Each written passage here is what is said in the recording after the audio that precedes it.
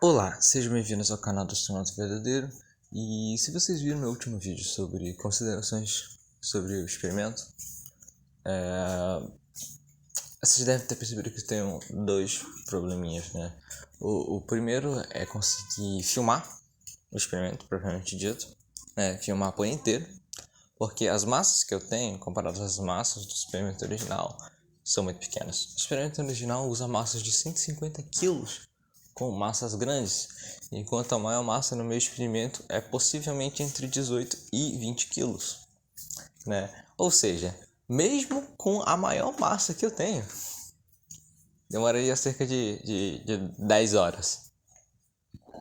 10 horas filmando o negócio lá. E além do mais, é um experimento ultra sensível. Então é o seguinte: se eu pudesse filmar as 10 horas de vídeo rodando o experimento, ainda poderia acontecer alguma coisa, sei lá na hora 7, e aí eu perdi todo o vídeo. Perdi o dia de gravação, né? Tem esses problemas aí, né? Como eu já tinha dito antes, o outro problema são as massas, porque mesmo com a maior massa que eu tenho, tudo dando certinho, são 10 horas de vídeo que eu preciso fazer, são por baixo 60 GB de espaço que eu preciso arrumar em algum lugar, né? Tendo isso em vista, eu passei os últimos 2 dias pensando numa forma de ou modificar o experimento para ele acontecer mais rápido, ou arranjar outro experimento. A solução que eu arranjei foi usar a lei de Hooke. A lei de Hooke, ela estuda sistemas elásticos e deformação de sistemas elásticos. Então, assim, a minha ideia era medir o comprimento de uma mola, né, estando esticada por uma massa X, que poderia ser aquela massa de 20 gramas, poderia ser uma massa de 160, por exemplo, né, medir quando que ela é esticada só pela gravidade da Terra.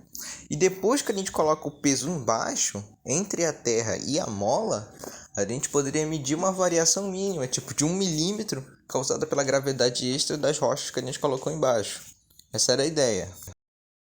Então, para testar a ideia na teoria, eu fiz alguns cálculos sobre o quão sensível eu precisaria desenhar esse experimento para conseguir pelo menos alguma leitura que seja útil. Então, para a elevação da minha região mais a altura que eu queria fazer o experimento, a atração gravitacional local é de 9,792 metros por segundo ao quadrado.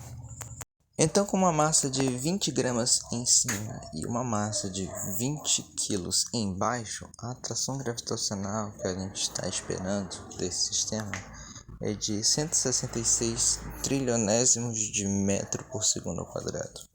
Então veja bem, esse é o valor da aceleração gravitacional local.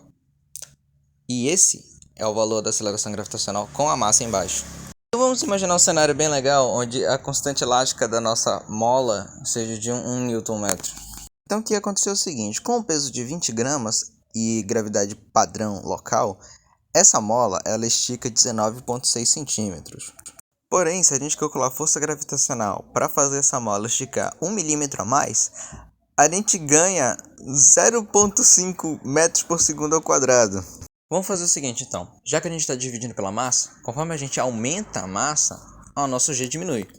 Então a única forma de conseguir um resultado legível com esse modelo de experimento seria colocando uma massa muito grande e tendo uma mola muito grande. Então, né, sérios problemas de design. Minha outra solução foi usar elásticos. Elásticos são muito mais fáceis de conseguir do que molas, pelo menos até onde eu vi. E só que tem um problema, os elásticos eles não obedecem 100% a lei de Hooke na forma padrão dela, porque eles não trabalham sobre compressão, eles trabalham apenas sob tensão. E mesmo quando eles estão sob tensão, eles dissipam um pouco da energia que você está aplicando neles, porque eles emitem calor quando estão sob tensão. Para nossa sorte, esse assunto já foi estudado a fundo antes. Então é o seguinte, para obter a constante elástica de um elástico, a gente pode usar dois métodos. A gente pode usar o método da mola, que é uma aproximação, né? Para esse método eu obtive 4,28 Nm.